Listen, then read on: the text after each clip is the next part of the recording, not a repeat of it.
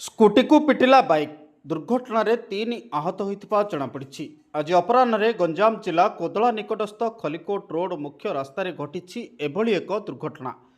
कोदलू तालपड़ा जाऊा एक स्कूटी को अपरपटू आसुवा एक स्प्लेंडर बाइक द्रुत गति आसी धक्का देछि। फल उभय स्कूटी और बाइक छिटिकी पड़ते। घटनास्थल में स्थानीय लोके पहुंची स्कूटी रे थिबा 2 व्यक्ति एवं बाइक आरोही को आहत अवस्था उद्धार करथिले। एक ऑटो जोगे समस्त आहत मानक कोदला गोष्ठी स्वास्थ्य केन्द्र में भर्ती करा जायतिला। आहत व्यक्ति माने हेले तालपड़ा ग्रामर मूसा नाहक और स्कूटी चालक भ्रमर साहू एवं झाड़बंध ग्रामर ध्रुव महारणा। समस्त परिवार को खबर दिया परिवार लोके मेडिकल रे पहुंचीथिबा बेले बाइक आरोही गुरुतर रहितबारु तांको अधिक चिकित्सा पई ब्रह्मपुर बड़ मेडिकल को पठा जायछि।